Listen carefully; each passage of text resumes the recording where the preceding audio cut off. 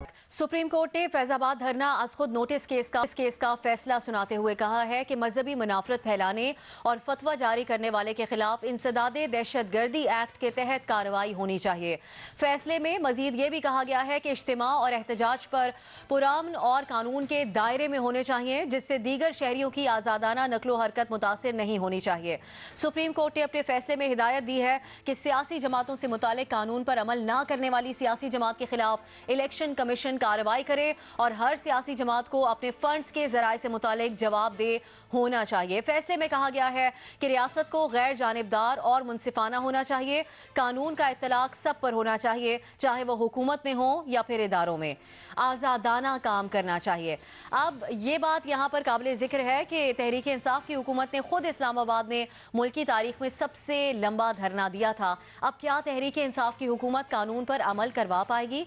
इसी पर हमारा सवाल होगा हमारे पैनल से। और सवाल इस तरह, मजहबी मुनाफरत फैलाने या फतवा जारी करने वाले के खिलाफ इंसदादे दहशतगर्दी एक्ट के तहत कार्रवाई होनी चाहिए सुप्रीम कोर्ट। क्या आला अदालत के फैसले से फैजाबाद जैसे धरने रुक जाएंगे, हाँ या नहीं? इरशाद भट्टी साहब की तरफ जाएंगे। इरशाद साहब, बहुत अहम अदालती कार्रवाई हुई आज, इसके ऊपर क्या कमेंट करेंगे आप, और हाँ और नहीं में से क्या ऑप्शन लेंगे? बिल्कुल रुक सकते हैं। देखिए, जब अदालतें आज़ाद होंगी, इदारे अपने पांव पर खड़े होंगे और रियासत कोई कंप्रोमाइज़ नहीं करेगी, तो ना सड़कों और चौकों पर फैसले होंगे और ना किसी में इतनी जुर्रत होगी कि वो ऐसा कर सके। हमने पहला फैज़ाबाद धरना भुगता, हमने दूसरा फैज़ाबाद धरना भुगता, हमने कुफर, कत्ल और के फतवे सुने और ऐसा लग रहा था कि पता नहीं क्या हो जाएगा, मुआशरा क्या लेंगे और क्या करें। लेकिन मगर जब रियासत ने कुछ करना चाहा, रियासत ने आगे बढ़ी, तो वो कहाँ गया सारा कुछ बाकी सब आपके सामने है। लेकिन यहाँ दो तीन चीज़ें बड़ी ज़रूरी हैं। क्या वजह है लोग सड़कों पर आते हैं? धरने देने की वजह क्या होती है? लोग क्यों मजबूर होते हैं सड़कें बंद करने के लिए? हमारा कहाँ कोई फेलियर होता है? गलती किसकी होती है? गलती ब्लंडर्स कैसे बनती है? क्या मामला पहले सुलझ सकता है? क्या इसे पहले सुलझाया जा सकता है? क्या जो बाद की बहुत सख्ती करनी होती है, पहले थोड़ी सी सख्ती करके मामला निपटाया जा सकता है? और अब मुस्तकबिल में क्या करना चाहिए कि ये दोबारा ना हो? देखें, वतन परस्ती मज़हब की आड़ में वतन और मज़हब दोनों का नुकसान कौन है जो बर्दाश्त करेगा? और ज़ाती एजेंडों, लीडरियों, सियासतों को हर हाल में रुकना चाहिए। और अगर इदारे चाहें, अगर अदालतें चाहें, अगर ये रियासत चाहे तो ये रुक सकता है। ठीक। मैमल, आपके ख्याल में जो फतवे जारी करने से मुतालिक बात की गई है आज अदालत की तरफ से, कितनी अहमियत की हामिल है ये जो फैसला सामने आया है? देखिए, सबसे पहले तो मैं इसमें नहीं का ऑप्शन लूँगी और ये बहुत अहम बात है, क्योंकि देखिए यहाँ पर हमने देखा है कि दीन का इस्तेमाल किस तरीके से किया जाता है, वो अपने मुखालफिन के ख़िलाफ़ किस तरीके से इस्तेमाल किया जाता है। आपने देखा होगा कि पाकिस्तान तहरीक इंसाफ ने भी पूरी इलेक्शन कैंपेन में ये फतवों का इस्तेमाल किया है मुस्लिम लीग नून के ख़िलाफ़। तो ये एक बहुत ही डेंजरस ट्रेंड है। दूसरी चीज़ ये होती है, देखिए ये जो धरने होते हैं ना, आप बेशक इमरान खान साहब के 2014 के धरने को ले लें, या आप ये फैज़ाबाद के धरने को ले लें, या आप किसी और कोई और धरनों को ले लें, तो उनकी जो सपोर्ट कर रहे होते हैं ना, जब तक वो सपोर्ट नहीं रुकेगी ना, तो तब तक ये धरने बंद नहीं होंगे। मुझे नहीं लगता कि वो ऐसा होगा, क्योंकि जाहिर बात है। अब आप मुझे बताइए कि ये वो मुल्क है कि जहाँ पे असगर खान केस का अभी तक कुछ नहीं बन सका, हमें पता है क्या असलियत है क्या नहीं है, जहाँ पे सलीम शहजाद कमीशन का कुछ नहीं हुआ, एबटाबाद कमीशन का कुछ नहीं हुआ, हमूदुर रहमान कमीशन का कुछ नहीं हुआ, बाकी इतनी चीज़ें, इस पर किस चीज़ पर अमल हुआ है? तो ये धरने कैसे रुकेंगे? देखिए, धरने जो होते हैं खासतौर पर, जिस तरह हमने देखा, अब देखिए PTI का धरना कोई कम वायलेंट था। इन्होंने कहा जी वायलेंट और ये कानून जो तोड़ेंगे उस तरीके की चीज़ें ना हो। एक हुकूमत में पार्टी बैठी है, हमें भी पता है किसने सपोर्ट किया था और किस वजह से धरने हुए थे। तो ये जब तक ऐसी सपोर्ट नहीं खत्म होगी, तब तक ये धरने नहीं खत्म होंगे। और मेरे हाल में पाकिस्तान की हिस्ट्री और ट्रैक रिकॉर्ड देखते हुए मैं नहीं समझती कि ऐसी चीज़ कभी खत्म होगी। सही। हसन साहब, अब इससे पहले जब जिस तरह इरशाद साहब गुफ्तगू कर रहे थे कि कुछ रिजॉल्व की तरफ जाना चाहिए मामलात के, तो जो हालिया हम लोगों ने देखा था धरना, वो एक अदालती फैसले के ऊपर किया गया था।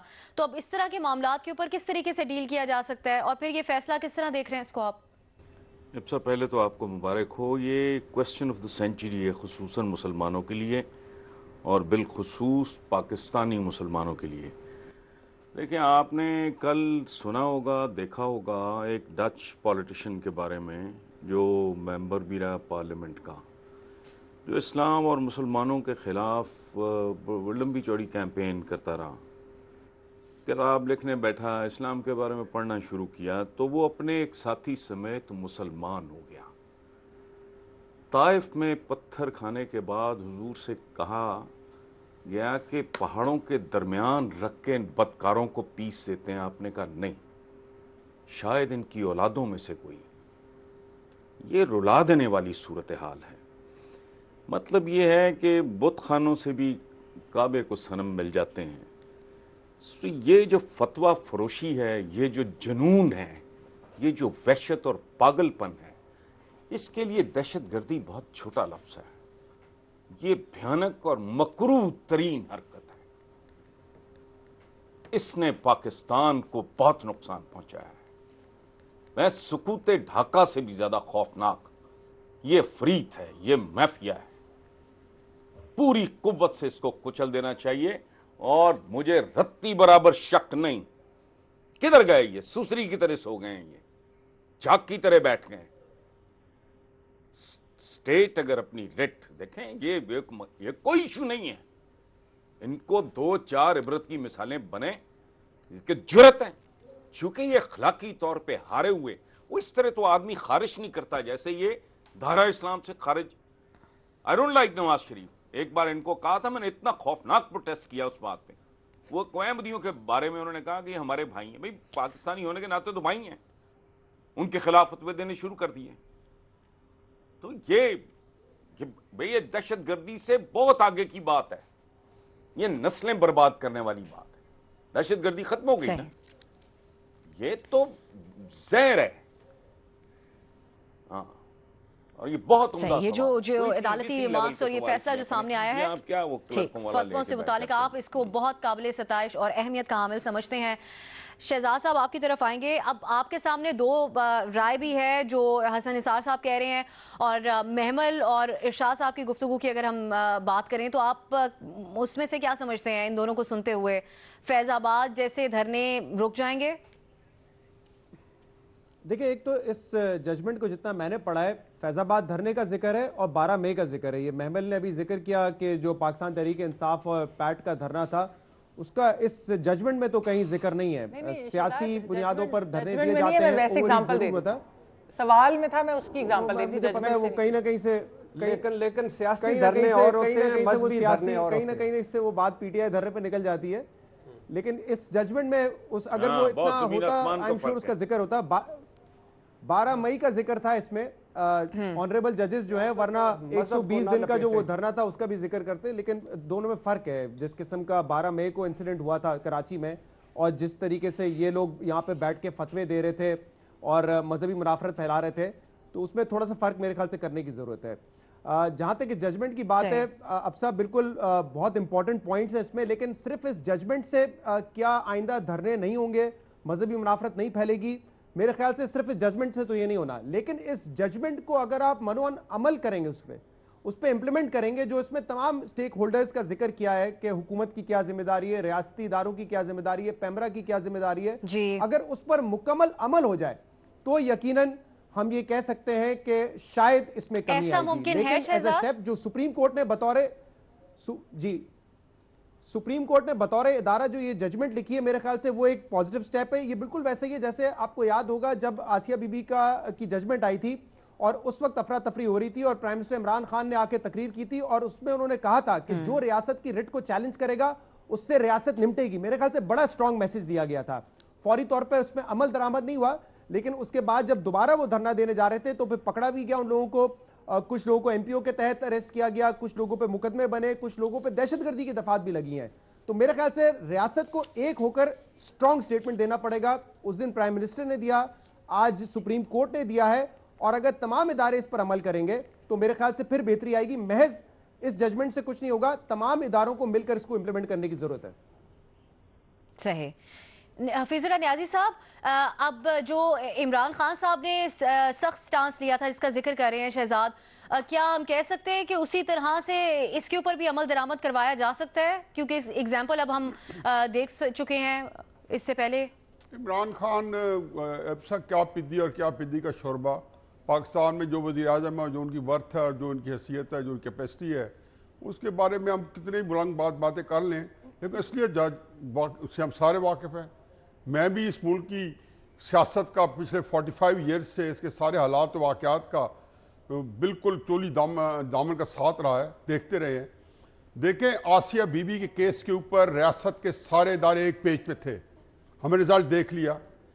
सवाल का जवाब तो आपका है कि नहीं, धरने नहीं रुकेंगे, क्योंकि धरनों के लिए जो कौम की माहियत है उसको तब्दील होना होगा। आप मुझे गारंटी कर दें कि आपके इदारे और आपके सारी जो जो जो, जो उसकी चीज़ें हैं सारी वो तब्दील हो जाएंगी, तो ये धरने भी रुक जाएंगे। उनकी अगर असलियत और माहियत तब्दील ना हुई, ये धरने जारी रहेंगे। ये खादिम हुसैन रूसी किसका ब्लू आइट था? झूठ बोल रहे हैं, ना बात करें, अलग बात है। और ये इंडाइटमेंट किसके खिलाफ है? केस पढ़े पूरे का पूरा रिजल्ट। इंडाइटमेंट है खादिम हुसैन रिजवी के खिलाफ, तहरीक लब्बैक के खिलाफ, इंडाइटमेंट है हेट स्पीच मोंगरे के खिलाफ, इंडाइटमेंट है पैमरा के खिलाफ। ये उसके अंदर देखें ना कितने कितने लोगों को काजी फायद अली ईसा साहब ने बताया है। देखें, जब ये जजमेंट पता चला कि आज आनी है, तो मेरा ख्याल है किस्सा पारीन है, शाम गुजर गया है, लकीर को कैसे पीटा जाएगा। लेकिन आज जजमेंट ने बता दिया है कि जी ये जो है ना, अभी भी हमारी सुप्रीम कोर्ट के अंदर ये कैपेसिटी है और उनके अंदर ऐसे जुर्रतमंदाना फैसलों की जो है सलाहियत है, और उन्होंने सबको उनका सबक पकड़ा दिया। उन्होंने कहा है कि बच्चों, ये अपना अपना सबक देखो, इस पर इसको देखो, इसको याद करो, इस पर अमल करो। दूसरी बात ये कि काजी फायद अली ईसा की इस कौम को हिफाजत करनी होगी। मसला यह है कि ये उन्होंने हाथ में पकड़ लिया इस केस को, अल्लाह ताला उनका भला करे। फिर उसके ऊपर बड़ी जुर्रतमंद तरीके से फैसला दिया, सब कुछ खोल के सामने रख दिया।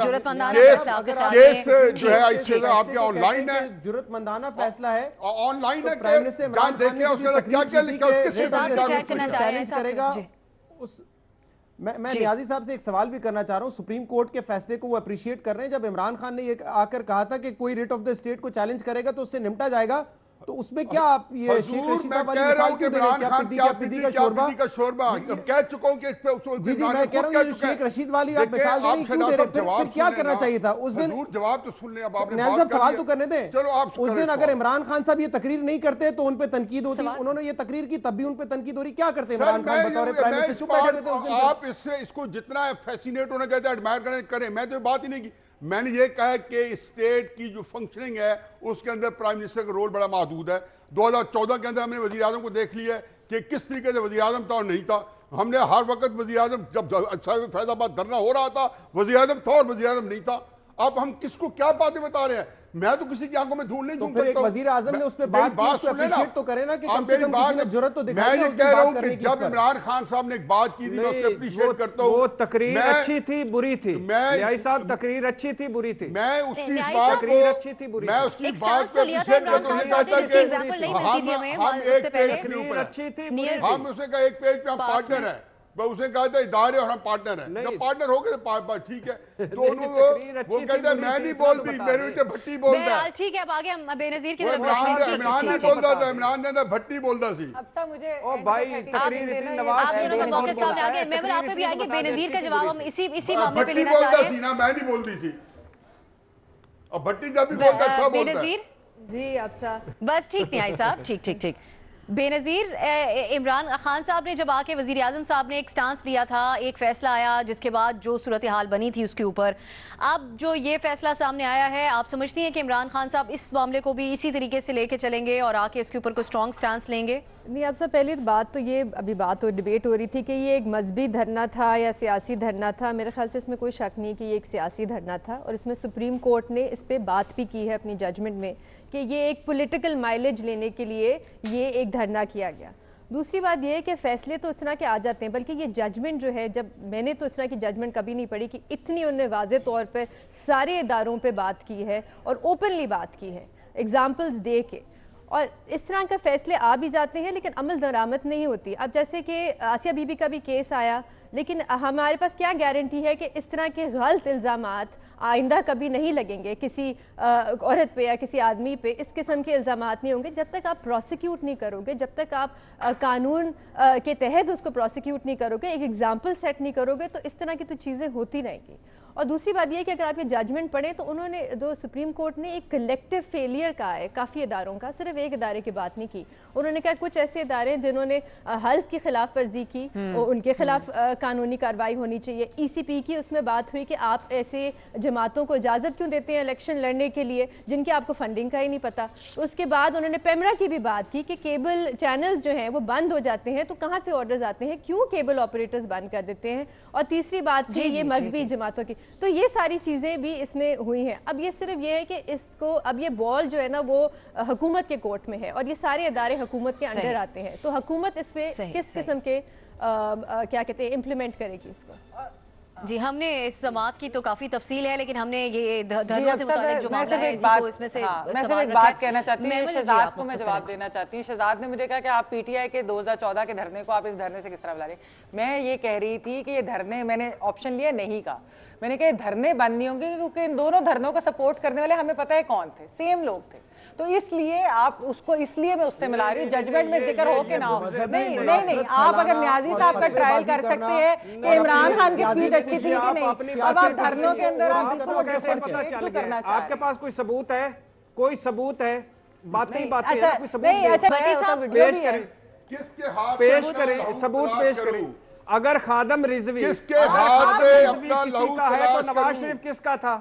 के भट्टी साहब ने नहीं, तो सबूत तो असगर खान केस में तो सबूत है। किस भट्टी साहब मुकर गए, शहजाद को जवाब दे रहे हैं, शहबाज शरीफ मुकर गया, जरदारी साहब मुकर गए, सबूत किसी के खिलाफ नहीं है। किससे कौन है जिसपे भट्टी साहब इल्जाम लगाते हैं वो सबूत है, जिसपे सारी दुनिया को पता वो सबूत नहीं है। और मैं शहजाद को भट्टी साहब सबूत है आपके पास? हो गए। बहरहाल ठीक है, गर्मा गर्म बहस हुई है क्योंकि हमारा पैनल बिल्कुल इसके ऊपर डिवाइडेड था, 3 हाँ 3 नहीं के ऑप्शन सामने आए हैं।